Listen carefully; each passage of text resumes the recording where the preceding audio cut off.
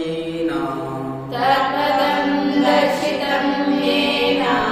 तस्मै श्री गुरवे नमः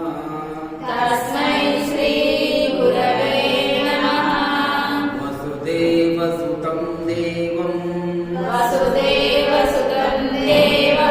कंसचाणूरमर्दनम् देवकी परमानन्दम् कृष्णं वन्दे जगद्गुरुम् ओम श्री कृष्ण परब्रह्मणे नमः।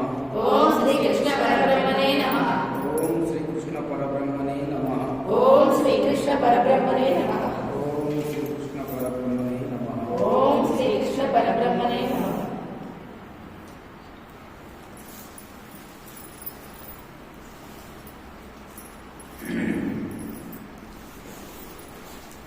తొంభై ఒకటవ శ్లోకం 10వ అధ్యాయం 20వ శ్లోకం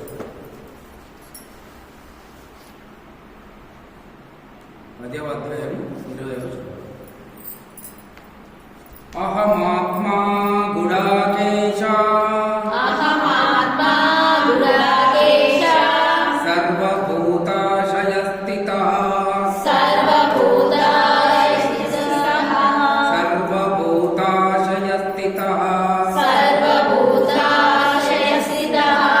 అహమాదిశ్చ మధ్యం చ భూతానామంత ఏవ చ అహమాత్మా గుడాకేశ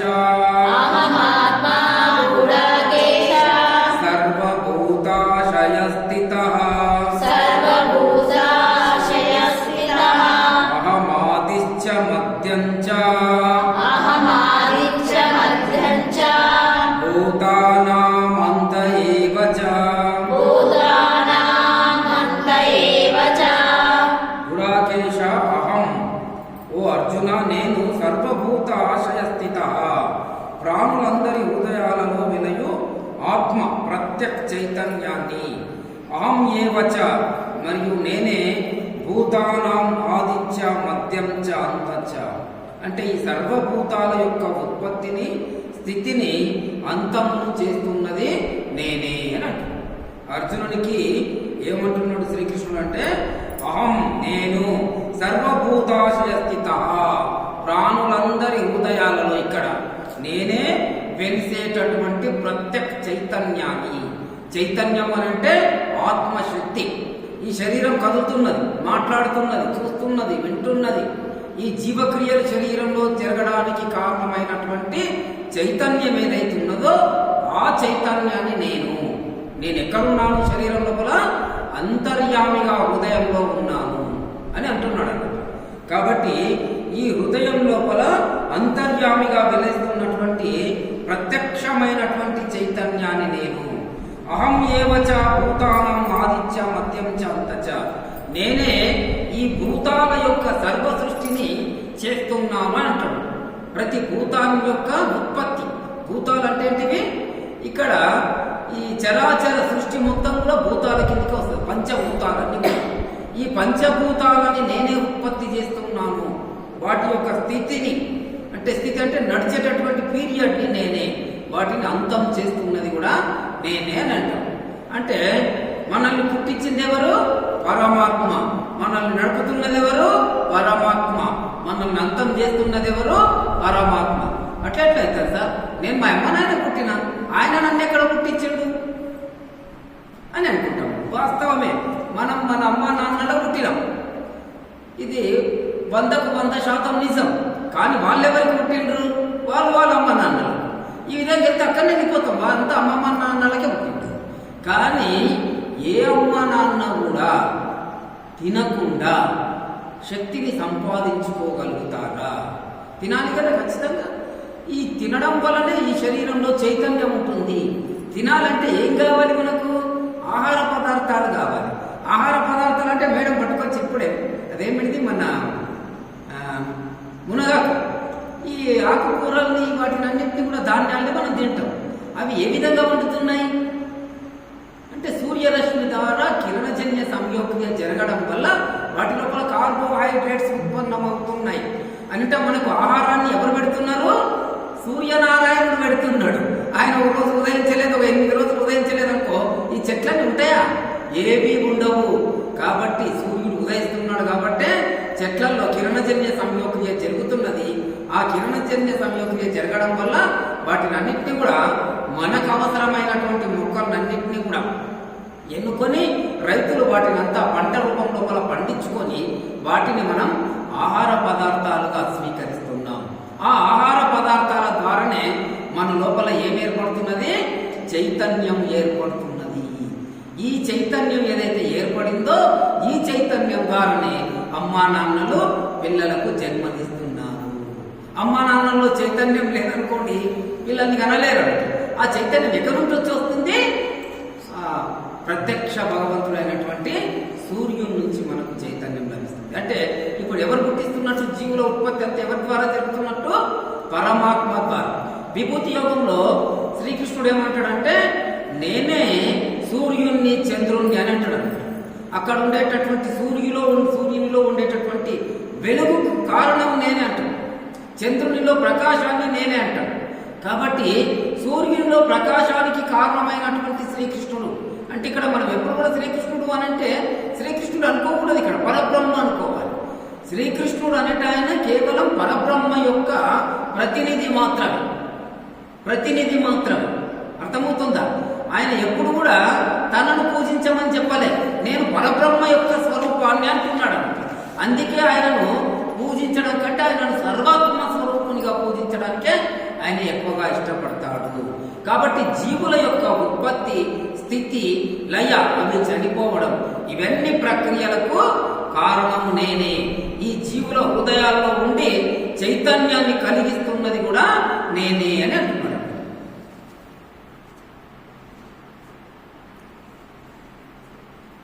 11వ అధ్యాయం 8వ శ్లోకం.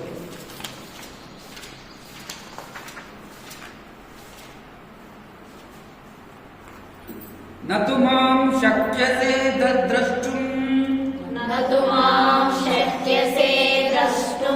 అనేనైవ స్వచక్షుషా దివ్యం దదామి తే చక్షుః పశ్య మే యోగమైశ్వరం నతు మాం శక్యసే ద్రష్టుం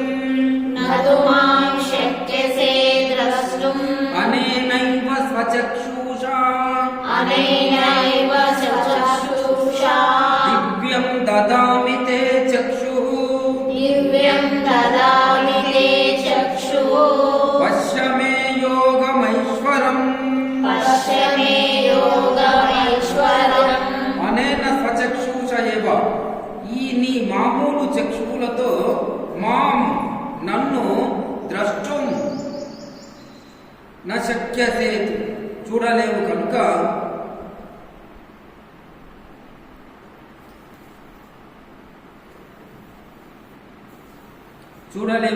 నీకు దివ్యం చక్షు దదామి అంటే అప్రాకృతం అలౌకికమైన జ్ఞాన నేత్రాన్ని పొందుచున్నాను.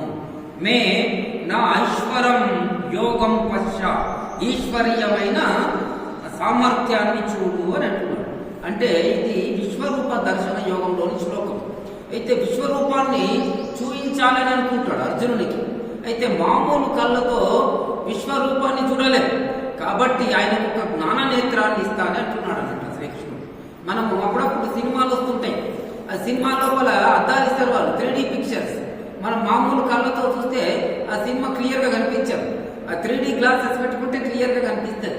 ఆ విధంగా శ్రీకృష్ణుని యొక్క విశ్వరూపం చూడడానికి అర్జునునికి ఈ మామూలు నేత్రాలు సరిపోవు. కాబట్టి నీకు ఒక దివ్య చక్షువుని ఇస్తాను. ఆ దివ్య చక్షువుతో, ఆ కన్నుతో నువ్వేం చేస్తావు, నా యొక్క విశ్వరూపాన్ని చూడు అని అంటున్నాడు. అట్లా దివ్యం చక్షు దదామి, అప్రాకృతం అలౌకికమైన జ్ఞాననేత్రాన్ని వసుకుతున్నాను. ధ్యానం చేస్తే ఏమవుతుంది, జ్ఞాననేత్రం తెరుచుకుంటుంది. జ్ఞాననేత్రం అంటే ఏమిటిది? ప్రత్యేకంగా ఒక కన్ను అంటూ ఉండదు. మీ మెదడు లోపల కొత్త కొత్త ఆలోచనలు వస్తాయి ధ్యానం చేయడం వల్ల. మీరెవరో తెలుసుకుంటారు. నిన్న అమ్మగారు చెప్తుంటారు చాలా విషయాలు.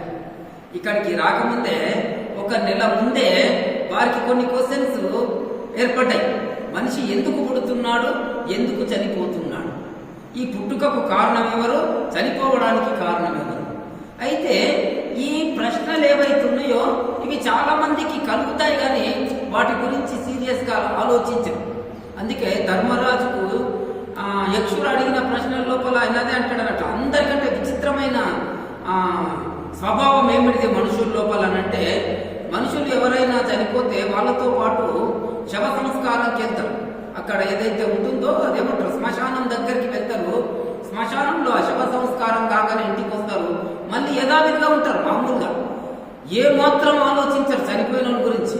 అని వాడు చనిపోయిండు కదా, మరి ఎట్లా వాడు, మరి నేను కూడా చనిపోతా కదన్న ధ్యాసనే వీనికి రాదు. నేను చనిపోను అన్నట్లనే ఫీల్ అవుతుంటాడు అన్నట్టు. వానికి అయిపోయింది కథ, నాది ఎప్పుడో ఉంటుందని అనుకుంటలేడు అన్నట్టు. అదే అన్నిటికంటే విచిత్రమైనటువంటి మనుషుల స్వభావం అంటాడు. ఎప్పుడైతే మనిషి నేను చనిపోతానన్న జ్ఞానం కలుగుతుందో, ఆ స్పృహ కలుగుతుందో, అప్పటి మెలకువతోనే ఉంటాడు. ఇప్పుడు ఏమైంది, మీరందరూ కూడా ఇండ్లల్లో ఉన్నారు, రాత్రి బాగా పడుకుంటారు, నిద్ర వస్తే ఫుల్గా పడుకుంటారు. అదే మీ ఇంటి పక్కల దొంగతనం అయింది అనుకోండి, మలమరుస్తున్నాడు, మీరు నిద్రపోత బట్టి కూడా నిద్ర రాదు. ఎందుకొరకు రాదు అంటే, దొంగలు మా ఇంటికి ఎక్కడ వస్తారు అనేటటువంటి భయం, టెన్షన్ వల్ల నిద్ర రాదు. కాబట్టి అటువంటి టెన్షన్ అనేటటువంటిది రావాలి. నేను కూడా చనిపోతా కదా, ఎందుకు చనిపోతాను, నేను ఎవరిని, ఎందుకు కొరకు వచ్చాను, ఎందుకు కొరకు చనిపోతాను, ఈ ప్రశ్నలు ఎప్పుడైతే మీ మెదడులో తొలుస్తాయో అప్పుడు ఏమవుతుంది, మీకు జ్ఞాననేత్రం అనేటటువంటిది తెరుచుకోవడం ప్రారంభమవుతుంది. జ్ఞాననేత్రం ఎప్పుడైతే తెరుచుకోవడం ప్రారంభమవుతుందో అప్పుడు మీ లోపల బుద్ధి కుశలత పెరిగి జ్ఞానం పెరుగుతుంది.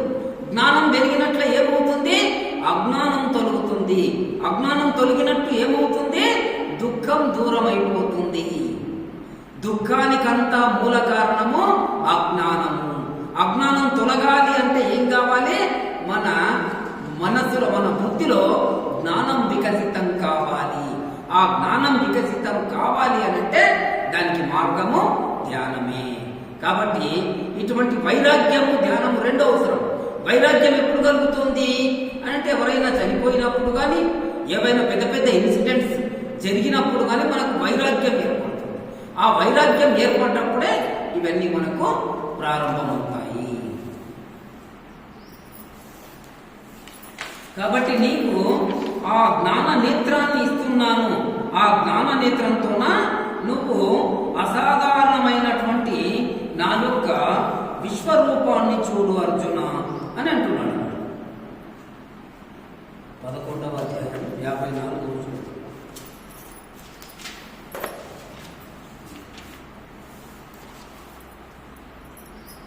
భక్త్యా త్వనన్యయా శక్యా అహమేవం విదోర్జున జ్ఞాతుం ద్రష్టుం చ తత్వేన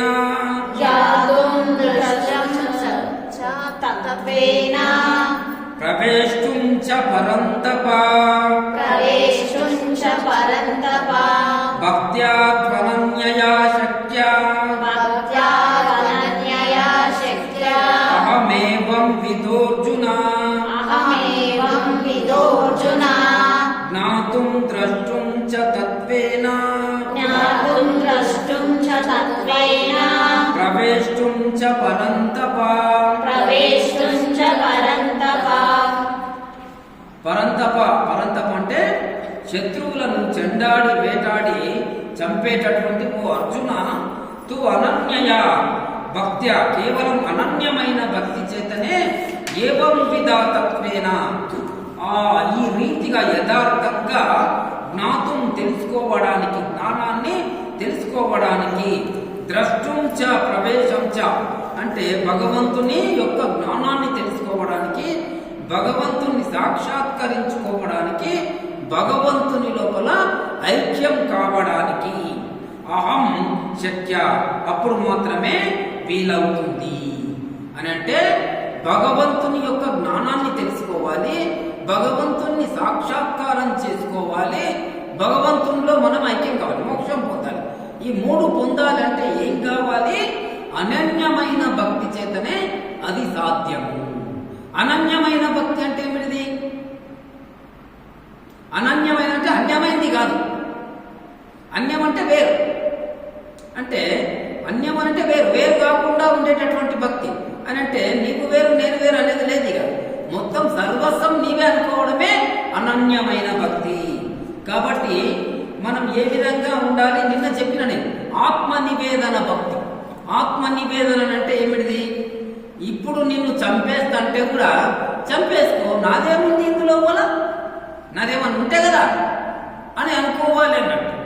కాబట్టి అటువంటి భక్తి ఏదైతే ఉన్నదో అది అనన్యమైన భక్తి. మనం అన్నమయ్య సినిమా చూస్తే ఏమవుతుంది?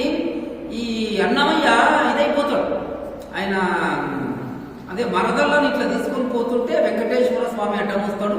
ఆ తర్వాత గుళ్ళోకి తీసుకెళ్తాడు. ఆ గుళ్ళో ఉండేటటువంటి విష్ణువు యొక్క శ్రీ మహావిష్ణువు విగ్రహాన్ని చూసి ఆయన మూర్చొచ్చి పడిపోతాడు. ఇంటికొచ్చి కూడా అదే విధంగా పడుకొనే ఉంటాడు. ఇక వాళ్ళంతా ఆయన మైకంలోకి వెళ్ళిపోతాడు.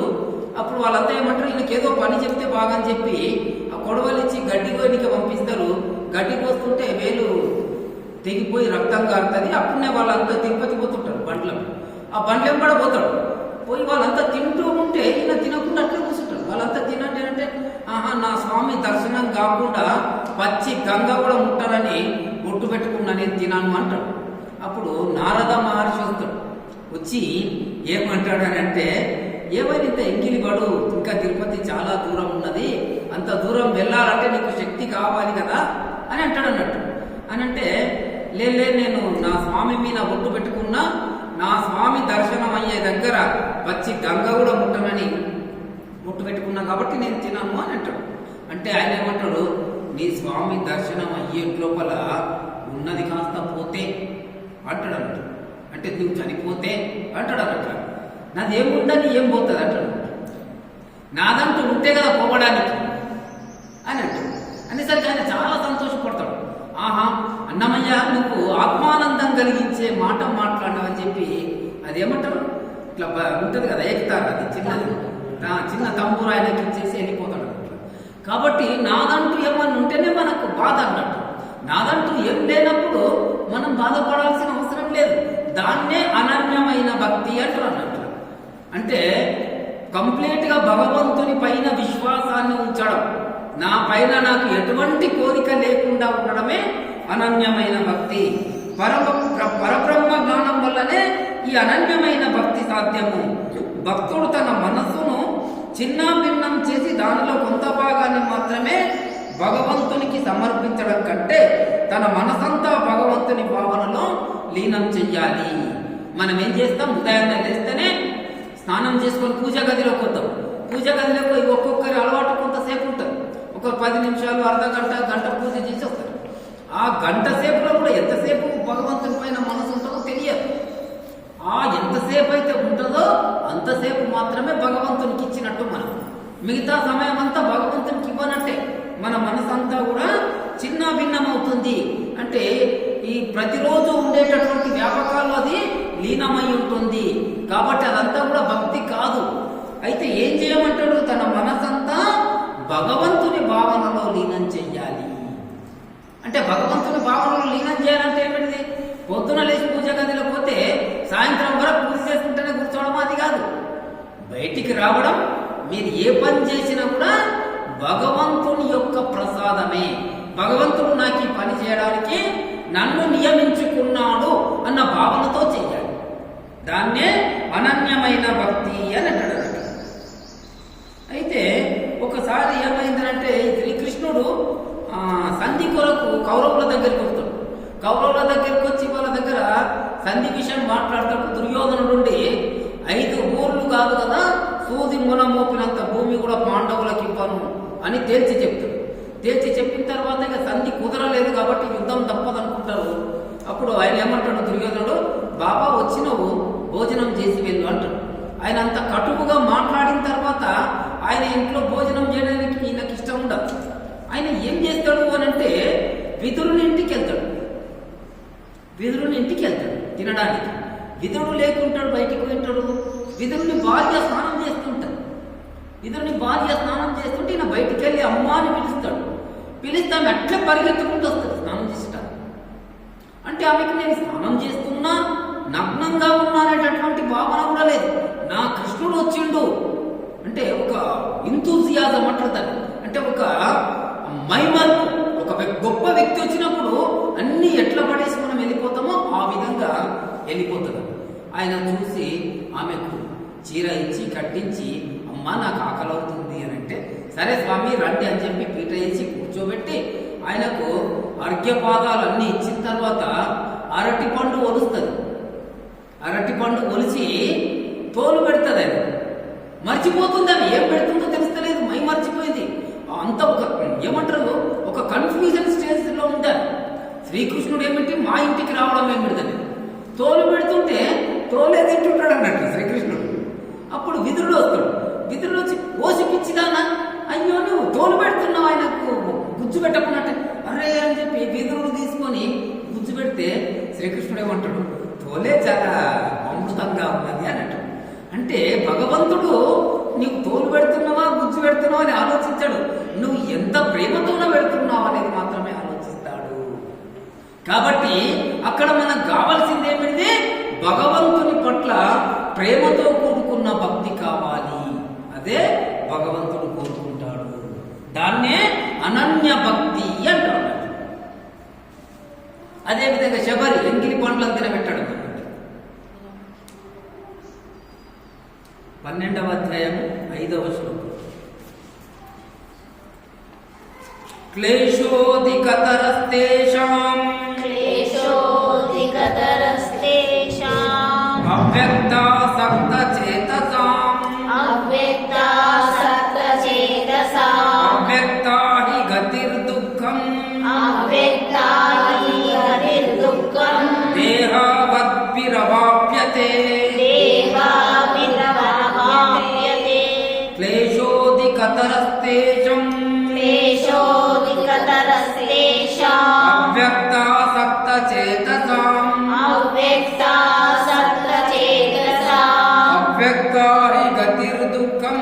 అవ్యక్తా హి గతిర్దుఃఖం దేహవద్భిరవాప్యతే తేషాం అవ్యక్త అసక్తచేతసాం. ఆ నిర్గుణ బ్రహ్మనిష్ఠులైన యోగులకు క్లేశ అధికతరై, శ్రమ చాలా ఎక్కువ. ఎందుకంటే దేహాభిమానం కలవారిచే అవ్యక్త నిర్గుణ బ్రహ్మ విషయమైన గతి దుఃఖం అవ్యాప్తతే నిష్ట కష్టంతో పొందబడుతుంది. అంటే ఇక్కడ ఏమిటంటే తేషాం అవ్యక్త ఆసక్త చేతసాం అంటే ఆ నిర్గుణ బ్రహ్మనిష్ఠులైన యోగులకు. నిర్గుణ బ్రహ్మ అంటే ఎవరు? బ్రహ్మలు 2 రకాలు, సగుణ బ్రహ్మ, నిర్గుణ బ్రహ్మ. నిర్గుణ బ్రహ్మ నిర్గుణోపాసన, సగుణోపాసన అని 2 రకాలు భగవంతుణ్ణి కొలవడం. సగుణోపాసన అంటే గుడిలో ఒక విగ్రహాన్ని పెట్టి ఆ విగ్రహానికి అర్చకాదులు చేయడం సగుణోపాసన. నిర్గుణోపాసన అంటే ఏమిటిది? మనం కేవలం ధ్యానం చేస్తూ అంతర్యామి పైన నిర్గుణ బ్రహ్మం అంటే అవ్యక్త రూపంలో, శక్తి రూపంలో ఉండేటటువంటి భగవంతుణ్ణి నిర్గుణ బ్రహ్మ అని అంటాం. నిర్గుణ బ్రహ్మ అని అంటాం. ముఖం కడుతున్నా వెళ్తా ఏం కదా.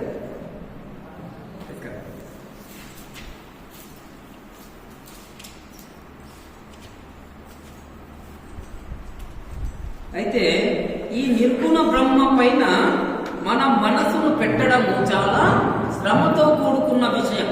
ఇప్పుడు ధ్యానం చేస్తున్నాం కదా, ధ్యానంలో కూడా నిర్గుణ బ్రహ్మోపాసననే మనం చేస్తాం. అంటే నిర్గుణ బ్రహ్మోపాసన ఏ విధంగా అవుతుంది? మనమేమో ధ్యానం చేస్తున్నాం, ధ్యానంలో ఏం చేస్తున్నాం? మనసులో ఎటువంటి సంకల్ప వికల్పాలు లేకుండా పెట్టుకుంటున్నాం. సంకల్ప వికల్పాలు లేనప్పటి స్థితి ఏదైతే ఉన్నదో అది ఏ స్థితి? నిర్గుణ స్థితి ఆత్మస్థితి, అదే ఆత్మ. ఆ ఆత్మస్థితిలో నీవు ఉంటావు కాబట్టి నేను ఆత్మని ఉపాసిస్తున్నాను, నేను పరబ్రహ్మాన్ని ఎక్కడ ఉపాసిస్తా అని అనుకుంటాను.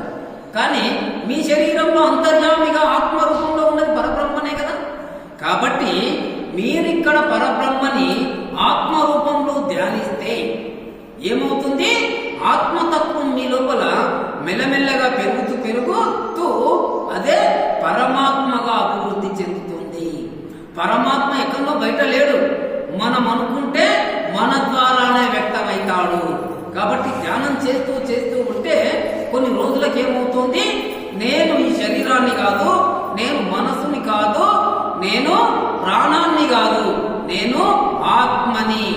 ఆ తర్వాత నేను ఆత్మని కాదు, నేను పరమాత్మని అనే విషయం తెలుస్తుంది. కాబట్టి ఎప్పుడైతే నీకు ఇదంతా కూడా నీకు బుద్ధి ద్వారా నీ బుద్ధిలో వికసితమైతుంది జ్ఞానం, నీకు ప్రత్యక్షంగా కూడా అనుభవం లోపలికి వస్తుంది. ఈ విధంగా బుద్ధి ద్వారా నీకు ప్రత్యక్షంగా అనుభవంలోకి వచ్చేటటువంటి జ్ఞానం ఏదైతే ఉన్నదో దీన్నే నిర్గుణ బ్రహ్మం అని అంటారు. అయితే ఇది నిర్గుణోపాసన. సగుణోపాసన అంటే ఒక విగ్రహాన్ని పెట్టడం, పూజ చేయడం, పునస్కరించడం.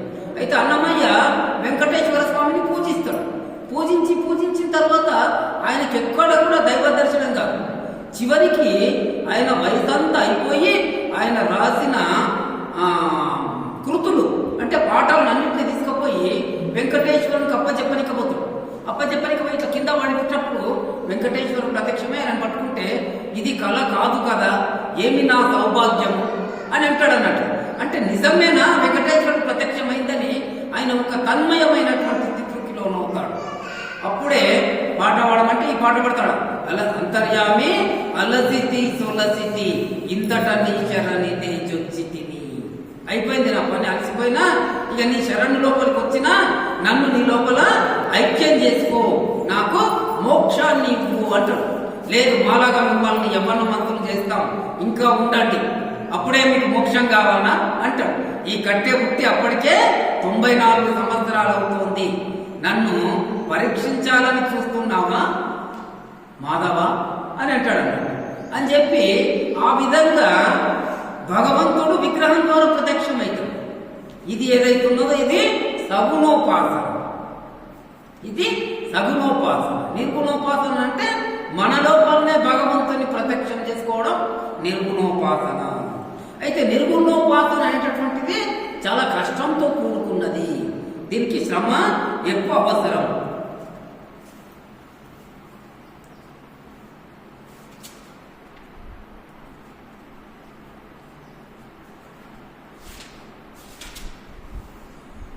यो न हृष्यति न द्वेष्टि, यो न हृष्यति न द्वेष्टि, न शोचति न काङ्क्षति, न शोचति न काङ्क्षति, शुभाशुभ परित्यागी, शुभाशुभ परित्यागी, भक्तिमानस्य मे प्रियः, भक्तिमानस्य मे प्रियः, यो न हृष्यति न द्वेष्टि, यो न न द्वेष्टि, न शोचति न काङ्क्षति, न शोचति न काङ्क्षति, शुभाशुभ परित्यागी, शुभाशुभ परित्यागी, भक्तिमानस्य मे प्रियः, भक्तिमानस्य मे प्रियः, यः भक्तिमान् न हृष्यति न द्वेष्टि. ఏ భక్తుడు ఇష్ట ప్రాప్తికి సంతోషించడో అనిష్ట ప్రాప్తిని ద్వేషించడో, నశోచతి ఇష్ట వస్తువు నష్టమైతే శోకించడో, నకాంక్షతి అప్రాప్తాన్ని వాంఛించడో, యా ఎవడు శుభాశుభ పరిత్యాగి శుభాశుభ కర్మలను పుణ్యపాపాలను పరిత్యజించిన వాడో అతడు నాకు ఇష్టుడు అర్జున అని అంటున్నాడు. అంటే ఎవరిష్టుడు శ్రీకృష్ణునికి పరబ్రహ్మకు? ఎవడైతే ఏ భక్తుడైతే ఇష్టప్రాప్తికి సంతోషించడో. ఇష్టప్రాప్తి అంటే మీరేం కావాలనుకున్నారు అది మీకు దొరికింది, అప్పుడు మీరు ఎంత సంతోషంగా ఉంటారు, చాలా హ్యాపీగా ఉంటారు. కాబట్టి ఆ విధంగా మీకు ఏదైతే కావాలనుకుంటారో అది దొరికినప్పుడు సంతోషించకుండా ఉండేటటువంటి వాడు.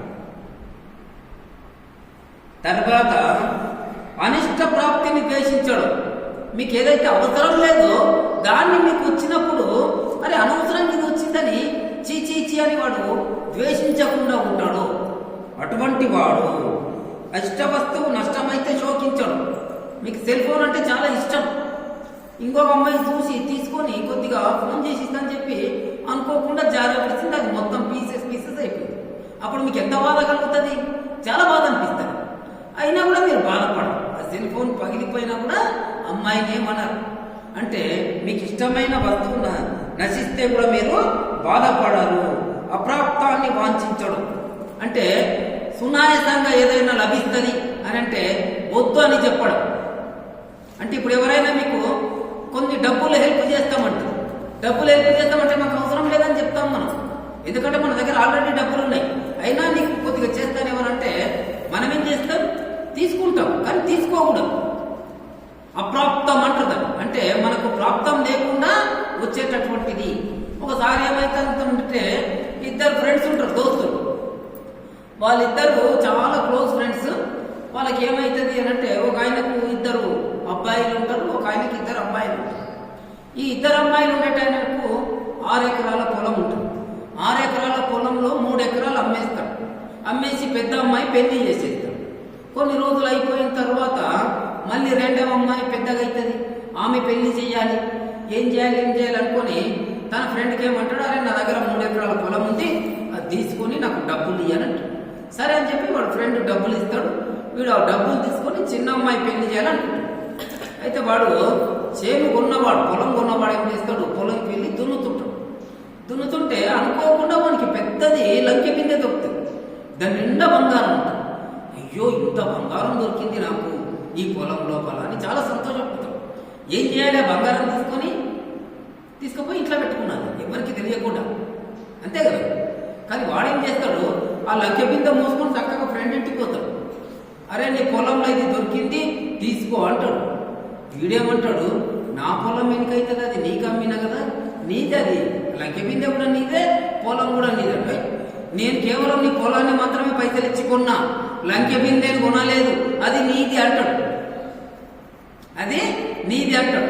అది నాది ఎట్లయితుందిరా? నేను దున్నేటప్పుడు నాకు దొరుకుతుండే, ఒకవేళ నాదైతే. ఇన్ని రోజులు పొలం దున్నినా ఎప్పుడు లంకె బిందె దొరకలేదు, ఈ రోజు దొరికింది అని అంటే నీకు అమ్మిన తర్వాత దొరికిందంటే అది నీకు ప్రాప్తం ఉన్నది కాబట్టి నీది. లేదు నీది. ఇద్దరు కొట్లాడతారు ఫ్రెండ్స్. ఎవరైనా ఇట్లా కొట్లాడే ఫ్రెండ్స్ ఉంటారా ఎవరన్నా? వాళ్ళిద్దరు కొట్లాడతారు. ఇది నువ్వు తీసుకో బంగారు లంకె బిందె. వాళ్ళిద్దరు కొట్లాడుకొని ఇది కుదరదు, మనం పెద్ద మనిషి దగ్గర పోదాం, మనం రాజు దగ్గర పోతారు. రాజు దగ్గర పోయి చెప్తారు, రాజు పరిశ్రమ అవుతాడు. అరే వీడు దొరకంగానే కూడా ఇంట్లో గప్పుగా పెట్టుకోవాలి, ఎవరికి తెలియకుండా. అరే వీడు ఎంత మంచోడు, తీసుకుపోయి తన దోస్తుకి ఇస్తున్నాడు. వాడు కూడా వీడు ఇస్తున్నాడు కదా అని వాడు తీసుకోవడానికి ఇష్టపడతాడు. వాడు దీన్ని ఎట్లా సమస్యను పరిష్కరించాలో తెలియదు అది రాజు. మీరిద్దరు రేపు రండి అంటాడు, ఆ బంగారు లంకె బిందె ఆనే పెట్టుకోండి అంటాడు. ఇక రాజు చెప్పినట్టు ఆనే పెట్టుకొని వాళ్ళిద్దరు వెళ్ళిపోతారు. వెళ్ళిపోయిన తర్వాత ఇక మళ్ళీ మరుసటి రోజు మళ్ళీ సభకు వస్తారు. ఆ లంకె బిందె ఎక్కడ ఉంటుంది. అప్పుడు రాజు చెప్తాడు, మీరిద్దరు కూడా ఈ లంకె బిందెని ఇక్కడనే వదిలేయాలి, మీ ఇద్దరికి ఇస్తలేదు, ఇది నాది అంటాడు. ఏమనలేం రాజు, 2 పిల్లలు కోతి కథలాగా అన్నట్టు. మంచిది రాజా, మీ ఇష్టం అంటారు అన్నట్టు. కానీ నేను చెప్పిన పని చేయాలి మీరు అంటారు. ఏం చేయాలి చెప్పండి అంటారు. అరే నువ్వు చిన్న అమ్మాయికి పెళ్లి చేయాలనుకుంటున్నావు కదా, ఆ అమ్మాయిని వీని చిన్న కొడుకుకి ఇచ్చి పెళ్లి చేయి, ఆ లంకె బిందె వాళ్ళకి ఇస్తాను నేను అంటాడు. వీని ఫ్రెండ్ కొడుకుకి వన్ ఫ్రెండ్ బిడ్డకి ఇద్దరికి పెళ్లి చేసి ఆ లంకె బిందె వాళ్ళకి ఇద్దరికి ఇచ్చేస్తాడు అన్నట్టు. కరెక్ట్ నా న్యాయము? అట్లా చేసేస్తాడు. కాబట్టి ఆ విధంగా ఉంటుంది అన్నట్టు. అప్రాప్తమైనటువంటి వస్తువుల్ని కోరకపోవడం అంటే అది మాకు ప్రాప్తం లేదు. వానికి ఏమిటంటే నేను దున్నేటప్పుడే దొరకాలి, నాకు ప్రాప్తం ఉంటే, కాబట్టి ఇది నాకు అప్రాప్తం అనుకొని వాళ్ళు అంటున్నాడు. వీడేమంటాడు, ఇది నాకు అప్రాప్తం, ఎందుకంటే నేను కేవలం పొలానికి మాత్రమే పైసలు ఇచ్చి కొన్నా, లంకె బిందెకు నేను కొనలేదు కాబట్టి ఇది నాకు అప్రాప్తం అని అనుకుంటున్నాను. ఇది ధర్మం అంటే ఈ విధంగా ఉంటుంది. మన దేశంలో కూడా ప్రజలు, ఈ ముస్లిమ్స్ ఈ దేశానికి పరిపాలనకు రాకముందు ఏ విధంగా ఉంటున్నారంట. సుందర చైతన్యానంద స్వామి చెప్తాడు, తేరా బి తేరా, తేరా బి తేరా, మేరా బి తేరా. నీది నీకే, నాది కూడా నీకే పెట్టేసుకుంటున్నారు. తేరా బి తేరా, మేరా బి తేరా. పబ్లిక్ మన భారతదేశం ప్రజల యొక్క ఆలోచనలు ఆ విధంగా ఉన్నాయి. ఎప్పుడైతే ముస్లింస్ ఈ దేశాన్ని ఏలనికి వచ్చిందో అప్పుడేమన్నానంటే తేరా బి తేరా, మేరా బి మేరా. నీది నీకే, నాది నాకు, నాది నీకొద్దు, నీది నాకు వద్దు. బ్రిటిష్ వాళ్ళు వచ్చిన మీదకి ఏమైందంటే మేరా బి మేరా, తేరా బి మేరా. అటువంటి మానసిక స్థితి బ్రిటిష్ వాళ్ళ వల్ల రావడం జరిగింది.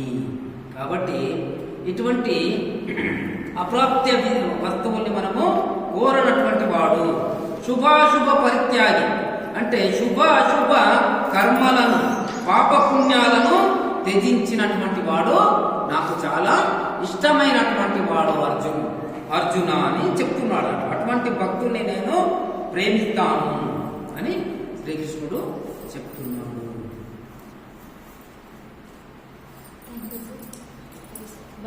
భగవద్గీత 10వ అధ్యాయం 20వ శ్లోకం.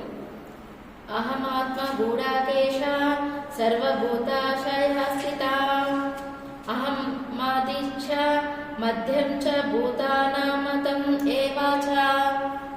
మరొకసారి. అహం ఆత్మ గూఢాకేశ సర్వభూతాశయ స్థిత అహమాదిచ్చ మధ్యం చ భూతానామతం ఏవాచ. తాత్పర్యం. అర్జున, సమస్త ప్రాణులలో ఉండే ఆత్మను నేనే. సకల ప్రాణుల సృష్టి, స్థితి, లయ మూడు కూడా నేనే. భగవద్గీత 11వ అధ్యాయం 8వ శ్లోకం.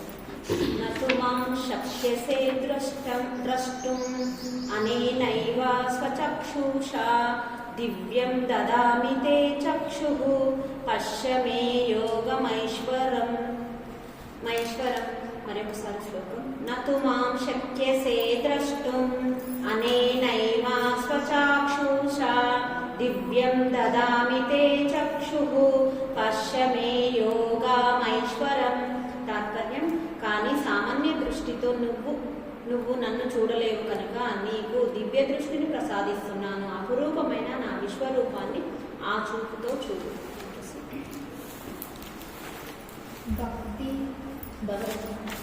భగవద్గీత 11వ అధ్యాయం 54వ శ్లోకం. భక్త్యా త్వనన్యయా శక్య అహమేవం విదోర్జున జ్ఞాతుం ద్రష్టుం చ తత్వేన ప్రవేష్టుం చ పరంతప. తాత్పర్యం.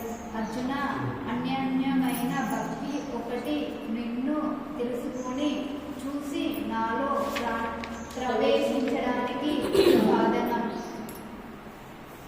భగవద్గీత 12వ అధ్యాయం 5వ శ్లోకం.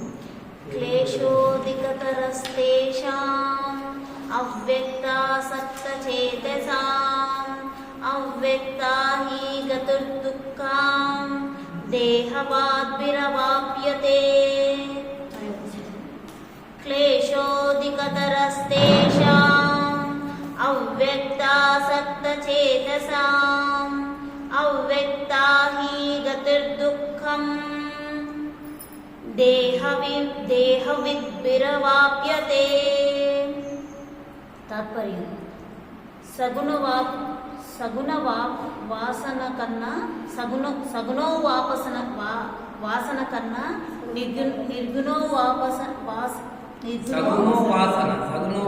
కన్నా నిర్గుణోపాసన అత్యంత క్లిష్టమైంది. దేహాభిమానం కలవాళ్లకు అవ్యక్తమైన ఆ నిర్గుణ బాహ్య లభించడం కష్టసాధ్యం.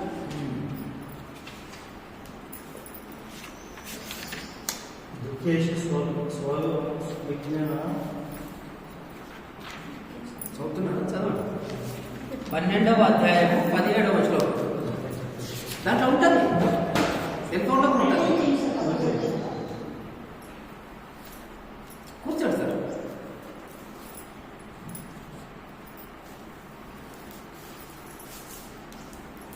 येन दृश्यते च दृश्यते न द्वेष्टि न यो न हृष्यति न द्वेष्टि न शोचति न कांक्षति कांक्षति शुभ परित्यागी भक्तिनां यस्य मे ప్రియా प्रिया మరే ఒకసారి చదవండి మంచిగా వస్తుంది సార్ ఏం కాదు చదవండి. येन दृश्यते न द्वेष्टि न ఆ, शोचते ఆ, न कांक्षति ఆ, शुभ ఆ, परित्यागी भक्तिमान यस्य मे प्रिया రైట్. తాత్పర్యం ఎవరు సంతోషంతో ద్వేషంతో దుఃఖానికి ఆశకు అశుభాలకు అతిథుడో అటువంటి భక్తుడు నాకు మిక్కిలి ప్రియమైన వాడు.